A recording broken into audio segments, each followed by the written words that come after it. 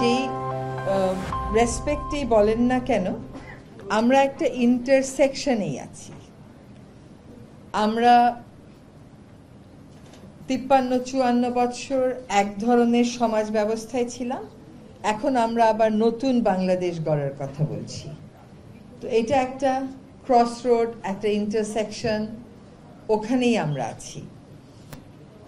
আমরা এক প্রজন্ম অন্য প্রজন্মের ভাষা বুঝবার চেষ্টা করছি, এক প্রজন্ম অন্য প্রজন্মের প্রত্যাশা বোঝার চেষ্টা করছি, আর অনাগত প্রজন্মের জন্য কথা বলছি। যখন আমরা এনভায়রনমেন্টাল সাস্টেইনেবিলিটি বলি, এটা আসলে এক প্রজন্মের ভাবনা না যে আমার জন্য নির্মল বাতাস থাকবে। এটা আমি বলি আমার পরের প্রজন্মের জন্য নির্মল বাতাসের জন্য। যখন আমরা বিশুদ্ধ খাদ্যের কথা বলি, বিষমুক্ত খাদ্যের কথা বলি, তখন আমি আসলে আমার পরের প্রজন্মের কথা ভেবেই বলি। আর আমার প্রজন্মে বা আমার আগের প্রজন্মে যারা ক্রমাগত অসুস্থ হচ্ছেন নানান জটিল রোগে, তাদের কথাও বলি যে এই জিনিসগুলো কেন হচ্ছে। তো আমরা এনভায়রনমেন্টাল সাস্টেইনেবিলিটির কথা বললে আমাদের কনজাম্পশন প্যাটার্নের কথা ভাবতে হবে, আমাদের ডেভেলপমেন্ট মডেলের কথা ভাবতে হবে, এবং আমরা ঠিক ট্র্যাকে আছি কিনা সেটা ভাবতে হবে। আমরা কি গভর্নেন্স যেভাবে চলছে তার সাথে মিলিয়ে এনভায়রনমেন্টাল সাস্টেইনেবিলিটির কথা বলবো, নাকি এনভায়রনমেন্টাল সাস্টেইনেবিলিটি অর সাস্টেইনেবিলিটি যে কোনো ক্ষেত্রে সেটার কথা বলবো, এবং সেই মোতাবেক আমরা গভর্নেন্সটাকে সাজাবো। আমার মনে হয় আগে আমরা কি চাই এটা যদি ঠিক করতে পারি, তাহলে গভর্নেন্সটা কীরকম হবে এবং সেইখানে ইউথদের রোল কি হবে সেটা আমরা ভাবতে পারি। কিন্তু আমরা এখন এমন একটা সময়ে আছি যখন ইউথরা একটা অনেক বড় ফ্যাক্টর হয়ে গেছে, এবং এটাই হওয়া উচিত ছিল অনেক বছর আগে থেকে। আপনি যখন এখন ইন্টারন্যাশনালি একটা প্রতি বছর একটা ক্লাইমেট কনফারেন্স অফ পার্টিস হয়, যেখানে প্রায় সকল রাষ্ট্রপ্রধানই যান, সেখানে আপনি যেরকম পৃথিবীর সবচেয়ে শক্তিধর দেশের রাষ্ট্রপতি কি বলল এটা শুনতে চান, একই সাথে তরুণ যে জলবায়ু কর্মী গ্রেটা থুনবার্গ সে কি বলল সেটাও শুনতে চান। এবং এটাই আমাদেরকে বলে দেয় যে সত্য কথার আসলে গুরুত্বটা কতটুকু। কারণ গ্রেটা থুনবার্গ যে কথাগুলো বলে সেগুলো অপ্রিয় হতে পারে, অনেকের জন্য অপ্রিয় হতে পারে, কিন্তু সেগুলিই আসলে সত্য। এবং প্রতিবারই সম্মেলনের পরে তরুণ জলবায়ু কর্মীরা বলে যে এই সম্মেলনটা হচ্ছে আমাদের ভবিষ্যতের মাথায় একটা পেরেক ঠুকে দেওয়া, আমাদের সুস্থ ভবিষ্যতের দিকে একটা কবর রচনা করে দেওয়া। তার মানে হচ্ছে আমরা যে জেনারেশন কথা বলি তার সাথে পরের জেনারেশনের প্রত্যাশার অনেক অমিল আছে। সেই জায়গাটাতেই আসলে গ্যাপটাকে আমাদের মিনিমাইজ করতে হবে। আমরা বাংলাদেশে এখন একটা সরকার ব্যবস্থার মধ্যে আছি যেটা টেম্পোরারি, কিন্তু এইখানে কিন্তু প্রথমবারের মতন 3 জন আন্দোলন করা তরুণ সরকারের অংশ হয়েছে। এবং আমার আপনাদেরকে বলতে কোনোই দ্বিধা নেই যে আমরা যখন ক্যাবিনেট মিটিংয়ে বসি, ওদের ইন্টারভেনশনগুলো খুব শার্প হয় এবং খুব প্রিসাইজ হয় আর খুব টু দ্য পয়েন্ট হয়, কারণ ওরা আসলে জানে যে ওরা কি চাচ্ছে। আমরা আমাদের লাইফের অনেকটা সময় কিন্তু আমরা নানান রকম অ্যাডজাস্টমেন্টের ভিতর দিয়ে পার করে ফেলেছি, ফলে অনেক অন্যায়ের বিরুদ্ধে আমরা প্রতিবাদ করতে আমাদের মধ্যে অনেকেই সংকোচ বোধ করেন। কেন তরুণেরা আমাদেরকে একটা 5ই আগস্ট এনে দিতে পারলো?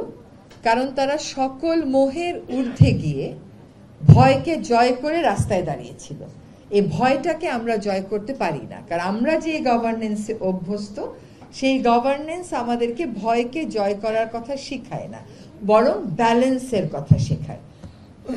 আমাদের এমন একটা গভর্নেন্স লাগবে যেখানে আমরা ইয়েস বলবো, যেখানে আমরা নো বলবো, এবং যেখানে আমরা ব্যালেন্স করব। কিন্তু আমাদের গভর্নেন্স আমাদেরকে এতদিন কেবল ইয়েসই বলতে শিখিয়েছে আর ব্যালেন্সই করতে শিখিয়েছে। আমাদের গভর্নেন্স আমাদেরকে নো বলতে শিখায় নাই। সমাজ হিসাবে আমাদেরকে দাঁড়িয়ে কোনো কোনো জায়গায় নো বলতে হবে।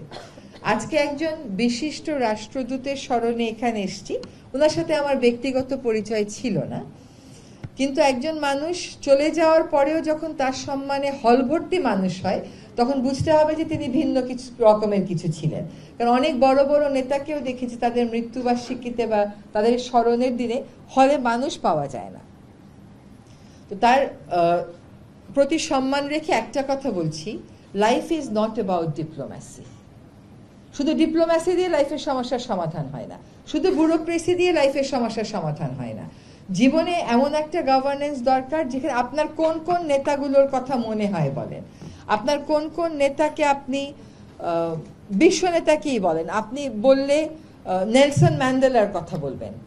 তিনি এক সময় দাঁড়িয়েছিলেন এবং নো বলেছিলেন, পরবর্তী সময়ে তিনি সামঞ্জস্য করেছিলেন, তিনি রিকনসিলিয়েশনের কথা বলেছিলেন, তিনি জাস্টিসের কথাও বলেছিলেন।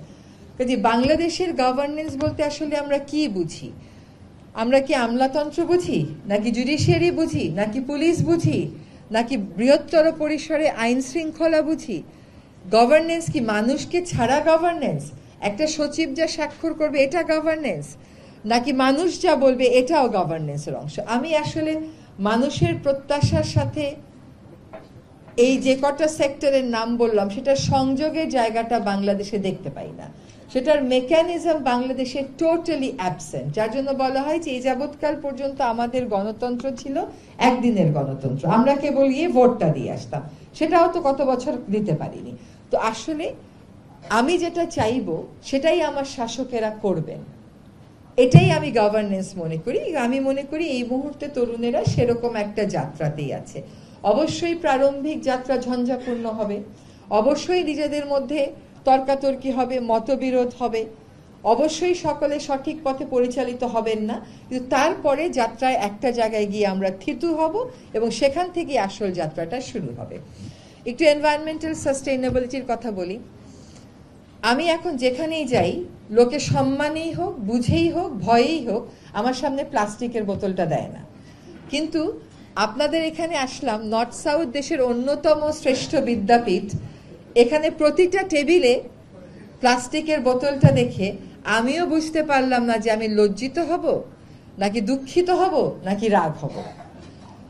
এটা নর্থ সাউথের কাছে কোনোভাবেই কাম্য নয়। একটা প্লাস্টিকের বোতল খুলবেন, 2 চুমুক পানি খাবেন, বোতলটা ফেলে দিয়ে চলে যাবেন।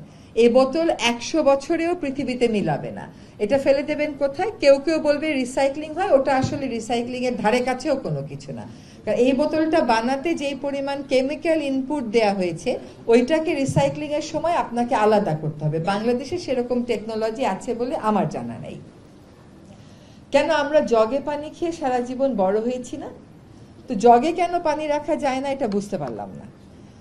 সাস্টেইনেবিলিটির সাথে কনজাম্পশনের একটা অনেক বড় সম্পর্ক আছে।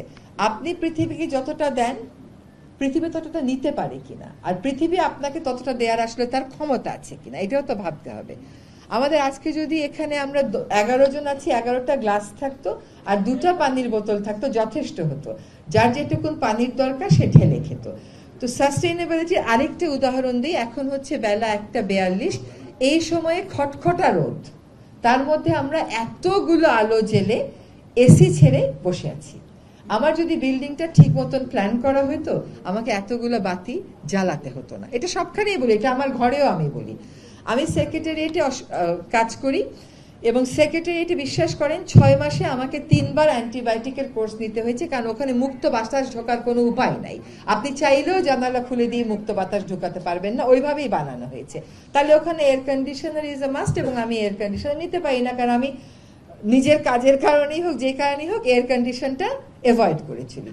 এখন দেখেন আমাদের ভেন্টিলেশন সিস্টেম ঠিক করব না, আমরা বাতি জ্বালিয়েই চলবো। তারপরে সরকারকে বলবো লোডশেডিং কেন হয়, সরকার বলবে আমার তো তুলবার মতন কয়লাও তো নেই, আমার তো গ্যাস এখন ইম্পোর্ট করতে হচ্ছে, আমি তাহলে তোমাকে এত বিদ্যুৎ কোথা থেকে দিব? এখন আমি সবটাই সরকারের উপর ফেলে দেব, নো ম্যাটার হোয়াট, আমার 24 ঘন্টা বিদ্যুৎ লাগবেই। কিন্তু বিদ্যুতের অপচয় রোধ করার কথা আমরা কেউ ব্যক্তি পর্যায়ে ভাববো না। আমাকে দেখলেই জিজ্ঞেস করবেন হর্ন কেন বাজে গাড়িতে, আপনি কেন বাজান? আমি তো যে আপনার হর্ন বন্ধ করব না, আমি আইনটা প্রয়োগ করব, আপনার হর্ন বন্ধ করার দায়িত্ব আপনার। আপনার ট্যাবের পানি ছেড়ে দাঁত ব্রাশ না করার দায়িত্ব আপনার। ফলে আমাদের জীবনটা নিয়েও আমাদের ভাবতে হবে, এবং এখানে তরুণদের একটা বড় বিষয় আছে। আমরা সকলেই একটা কমফোর্ট জোনে পৌঁছে গেছি। আমাদের একটা ঢাকাতে বাসা লাগবে, 2টা গাড়ি লাগবে, এসি লাগবে, কিন্তু আসলে ঢাকা তো এত মানুষকে জায়গা দিতে পারবে না। আমাদের ডিসেন্ট্রালাইজেশনের কথা আসবে এবং সেখানেও গভর্নেন্সের কথা আসবে। আমাদের নতুন মানুষের বক্তব্য শুনতে হবে, সেখানেও আমাদের এম্পাওয়ারমেন্টের কথা আসবে। ফলে আমি যদি সাস্টেইনেবিলিটির কথা ভাবি, আমি মনে করি আমার একমাত্র আসার জায়গা হচ্ছে আজকের তরুণেরা। আমরা যখন ছোট ছিলাম, বা আপনারাও যখন ছোট ছিলেন, আজকে যারা এখানে মাত্র ইউনিভার্সিটি পাশ করেছেন, আপনারা প্রত্যেকে স্কুলে একটা ফ্লাস্ক নিয়ে যেতেন না পানির? এখন একটা ফ্লাস্ক ক্যারি করতে সমস্যা কোথায়? আপনি আপনার বাসার থেকে নিরাপদ পানিটা একটা ফ্লাস্কে ক্যারি করতে, আমাদের প্রজন্মের যারা আছেন, বয়োজ্যেষ্ঠ যারা আছেন, গাড়িতে একটা ফ্লাস্ক ক্যারি করতে সমস্যা কোথায়? হাজারে হাজারে বোতল ছড়িয়ে ছিটিয়ে না দিয়ে এবং নদীতে ফেলে না দিয়ে তারপরে আবার আমাকে বলবেন বুড়িগঙ্গা পরিষ্কার করে দাও। আর বুড়িগঙ্গা পরিষ্কার করতে আমার 5 থেকে 7 ফিট তো পলিথিনের শপিং ব্যাগ তুলতে হবে। আচ্ছা, না সেটাও তুললাম, তারপরে তুলে রাখবো কোথায়? এটাও সরকারকে খুঁজে বাইর করতে হবে, সেখানেও আমাদের কারো কোনো দায়িত্ব নাই। যখন আমরা গভর্নেন্সের কথা বলি, সাস্টেইনেবিলিটির কথা বলি, আমরা আসলে কতটুকুন কনজিউম করি, কতটুকুন কনজাম্পশন করা জরুরি, এটা আমাদের বুঝতে হবে। একদম বৈরাগ্য সাধনে মুক্তির কথা বলা হচ্ছে না, কিন্তু অপচয়টা যাতে আমরা কমিয়ে আনতে পারি সেটার কথা বলা হচ্ছে। আপনারা অনেকেই লন্ডনে গেছেন, সবাই কি লন্ডনে থাকে? লন্ডনের আশেপাশে এলাকা থেকে নারায়ণগঞ্জ, সাভার, এরকম যে ওদের সাবার্ব আছে, সেখান থেকে এসে অফিস করে চলে যায়। আমরা তো সেটা মানতে রাজি না।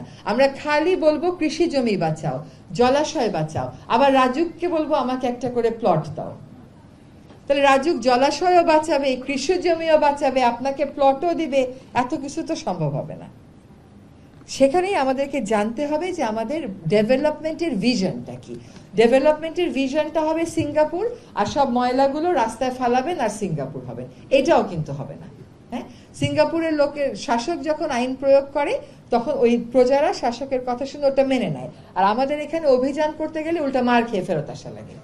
হ্যাঁ, বিকজ ওভার দ্য ইয়ার্স আমরা গভর্নেন্সকে এভাবে উইক করে দিয়েছি। সো প্রথম কথা হচ্ছে যে আপনার নিজের দর্শনটা সঠিক কিনা, এটা সাস্টেইনেবল কিনা, এটা বুঝতে হবে। তারপরে সমাজের দর্শনের ব্যাপার। এখন শুধুমাত্র লোকে যা বলে আমি তা শুনবো, এটা নেতৃত্ব না। আমি যেটাকে সঠিক মনে করি লোককে সেটা বোঝানো আমার দায়িত্ব, এটাও নেতৃত্ব। কাজে এখানে আমরা যোগাযোগের প্রয়োজন দেখি। আমি মনে করি যে ইউথদের একটা অনেক বড় ভূমিকা আছে। তারা যা করে দেখিয়েছে তা আসলে এক ধরনের অসম্ভব ছিল। হ্যাঁ, আমরা এটা ভাবতেও পারিনি যে এমন কিছু হবে। আজকে যখন নতুন করে দেশ গড়ার কথা এসছে, আমরা যেন সত্যিকার অর্থেই একটা সাস্টেইনেবল এনভায়রনমেন্টকে মাথায় রেখে দেশ গড়ি। আমরা প্রকৃতিকে মাঝখানে রেখে তারপরে উন্নয়নটা করি। আমরা গায়ের জোরে উন্নয়নটাকে মাঝখানে দিয়ে প্রকৃতিকে সাজাতে চাই, সেটা আসলে কোনোভাবেই সম্ভব হবে না। আর গভর্নেন্স যখন বলবো, লেট আস বি ইনক্লুসিভ। হ্যাঁ, সকলের কথা শুনে আমরা যেন আমাদের দর্শনটা ঠিক করি। জাতি হিসেবে যখন একটা দর্শন ঠিক হয়ে যাবে উন্নয়নের, তখন সাস্টেইনেবিলিটি আসলে খুব একটা দূরের বিষয় থাকবে না। আর আমাদের কর্তব্য এটা হচ্ছে আমাদের পরের প্রজন্মের কথা ভাবা, তাদের কথা শোনা, এবং তাদের স্বার্থ যদি রক্ষা করি তাহলে গভর্নেন্সও ঠিক হয়ে আসবে, এনভায়রনমেন্টাল সাস্টেইনেবিলিটিও একটা চ্যালেঞ্জিং এজেন্ডা থাকবে না।